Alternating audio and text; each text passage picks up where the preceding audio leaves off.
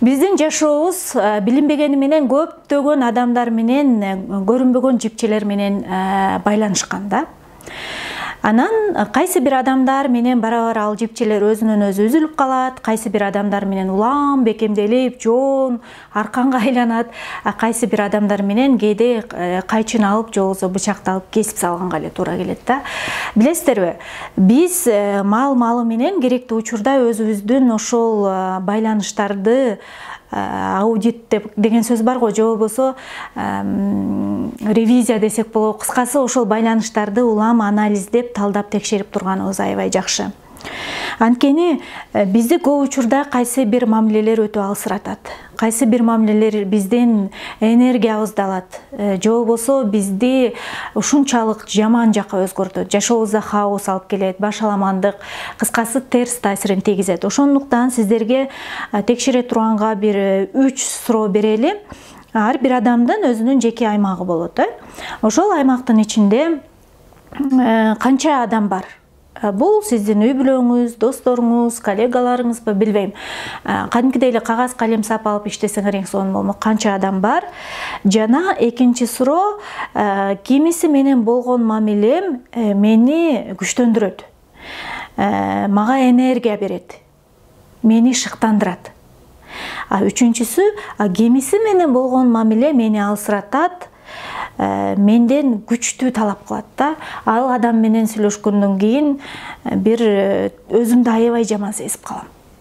Билесиздер, бул жерде балким азыр силер угатып, бул өзүмчүлдүк да, бул өзүңдү эле ойлогондук да, болмок беле ошондой, кээ бир адамдарга мен керекмин да деген каршы пикирлер жаралышына мен ишенип эле турам, бирок ар бир адам өзү чечет, өзү ким менен кандай мамилени улантат, кандай кылат, албетте бул сиздин чечимиңиз, бирок кээде албетте кайсы бир адам бизге муктаж болуп турганда биз ачык болушубуз керек, жардамга даяр болушубуз керек, бирок мен жеке өзүмдүн жашоомдо башында аябагандай ачыкмын, жардам берем, энергиямды коротом, бирок адам өзү иштебесе, адам өзү өзгөргүсү келбесе, дайыма эле менин ийниме жүк болуп асылып алса, анда кечирип коюңуз, мен мындан ары сиз менен иштеше албайм, же болбосо айтпасам дагы акырын мен өзүмдүн жеке аймагыман чыгарып койгонго туура келет. Негизи эле биз ким болгубуз келсе, ошол чөйрөгө ашыгышыбыз керек. Анткени Алуника аттуу психолог мындай деп айткан экен да, тренер.